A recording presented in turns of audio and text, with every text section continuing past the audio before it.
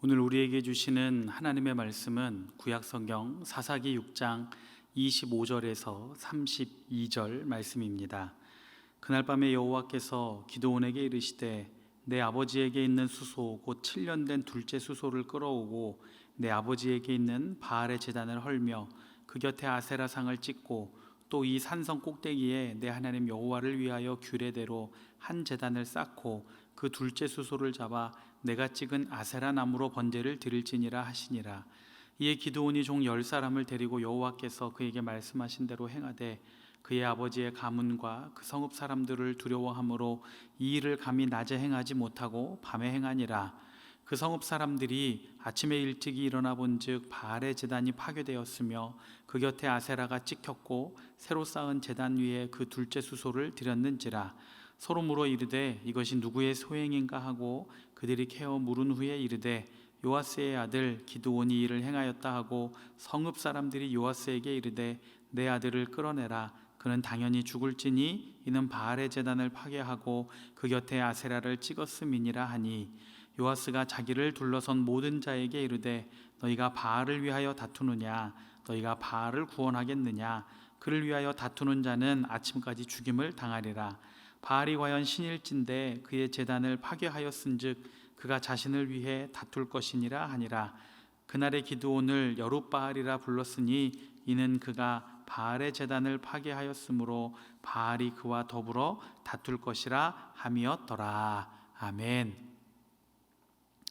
하나님께서 자신을 사사로 부르셨다는 것에 대해서 확실한 표징을 요구했던 기드온에게 이제는 반대로 하나님께서 표징을 요구하고 계십니다. 그것은 자신의 집에 있는 바알의 제단을 헐고 나무로 된 아세라상을 찍고 그 자리에 여호와를 위한 제단을 쌓고 아세라상에 불을 붙여서 번제를 드리라는 것입니다. 그런데 하나님께서는 25절에서 7년 된 둘째 수소를 제물로 사용하라고 말씀하고 있습니다. 일반적으로 하나님께 드리는 제물은 첫 번째입니다. 그런데 오늘 본문에서는 두 번째 수소로 드리라고 하고 있는데 그것에 대한 학자들의 견해가 참으로 다양합니다. 그 중에 가장 설득력 있는 견해는 오늘 본문의 둘째로 번역한 히브리어 쉐니 이 단어가 고대 이스라엘 주변 국가들의 언어를 근거로 해석을 하면 고귀한, 우수한 이런 뜻을 가지고 있다고 합니다. 이 해석에 따르면 기드온이 하나님께 바쳐야 될 이 제물은 7년 된 우수한 제물이다, 이렇게 해석을 할 수가 있습니다. 그러니까 하나님께 바칠 만한 제물로서의 조건이 성립이 되는 것입니다. 또 한 가지 생각해 볼 것은 이 7년 된 소를 바치는가 하는 것입니다. 이것에 대해서는 당시에 이스라엘 백성들이 미디안 족속에게 압제받던 기간이 7년이기 때문에 그에 상응하는 기간이라는 해석이 있습니다. 기드온이 허물어야 할 바알의 제단은 혼자서 감당하기에는 굉장히 큰 제단이었습니다. 기드온의 고향인 오브라에서 얼마 떨어지지 않은 이 무깃도에서 발굴된 바알의 단은 사방이 7에서 8m에 높이가 1.3m나 된다고 합니다. 그러니까 오늘 본문 27절에 나오는 것처럼 일꾼 10명을 데리고 허물어야 할 만큼 큰 제단이었습니다. 게다가 이만한 크기의 제단을 헌다고 한다면 흙으로 만든 단을 부수는 소리, 일꾼들의 거친 숨소리, 공구가 부딪히는 소리, 이런 것들이 나기 때문에 아무도 모르게 은밀하게 그 일을 행할 수는 없습니다. 또 일꾼들의 입단속, 과연 그것은 누가 할 수 있겠습니까? 그러니까 하나님은 이 일을 통해서 기드온 자신의 신앙을 공개하기를 원하고 계셨던 것입니다. 세상을 살면서 우리도 그리스도인이라는 표시가 나야 합니다. 사실 여러분, 이게 얼마나 부담스러운 일인지 모릅니다. 세상이 아무리 기독교를 비난하더라도 여전히 우리 그리스도인들에게 기대하는 것이 있습니다. 그것은 세상과 다른 모습을 보여달라는 것입니다. 근데 사실 이것이 얼마나 힘든 일입니까? 때로는 내가 그리스도인이라는 것 때문에 참거나 손해를 보거나 남보다 조금 더 수고해야 하는 상황이 되었을 때 참 이것은 쉽지 않은 일입니다. 그러나 그리스도인인 우리가 조금 덜 가지고 조금 더 일하려고 하면 세상의 빛과 소금이 되라고 하신 예수님의 그 말씀대로 우리는 세상에 살면서 세상과 다른 그런 모습을 보여주게 될 것입니다. 그런데 기드온은 이와 같은 하나님의 기대를 다시 한번 무너뜨렸습니다.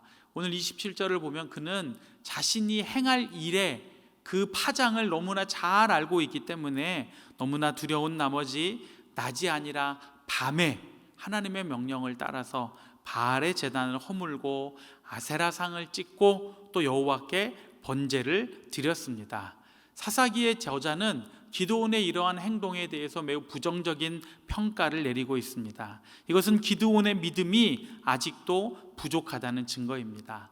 만약에 기드온 자신이 하나님께 표징을 구한 것처럼 또 그대로 이루어진 것을 보고 정말 하나님이 살아계시는구나 하는 것을 믿었다면 그는 낮에 하든 밤에 하든 상관없이 하나님이 원하시고 하나님이 명령하신 일을 했을 것입니다. 그런데 성경은 무엇이라고 말씀합니까? 기드온이 두려워했다고 말합니다. 무엇을 두려워한 것일까요?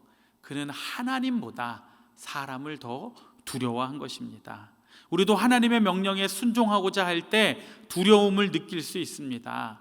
그러나 그것보다 우리가 사람들의 반응에 더 두려움을 느낀다면 우리는 무언가 잘못되고 있다는 것을 깨달아야 합니다.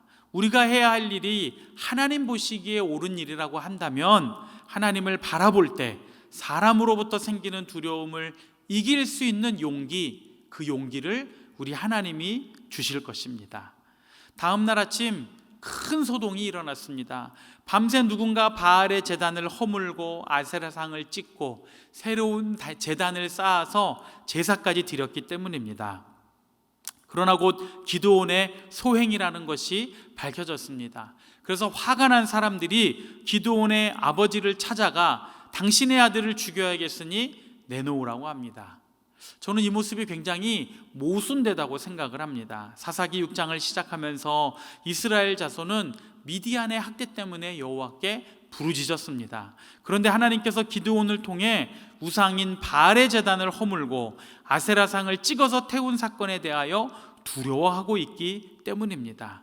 이것이 말해주는 것은 이스라엘 자손도 역시 하나님께 온전히 돌아서지 못했다는 것입니다.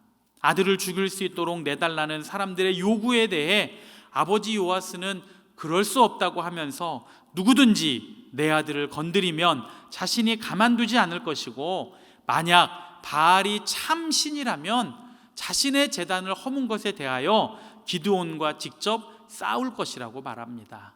그래서 이때부터 기드온의 별명이 여룻바알, 바알과 다투다로 불립니다. 성경에서 그 사람의 이름이 바뀌었다라고 하는 것은 새로운 삶이 시작되었다, 새로운 정체성으로 그의 삶이 시작하게 되었다, 이런 뜻을 보여줍니다.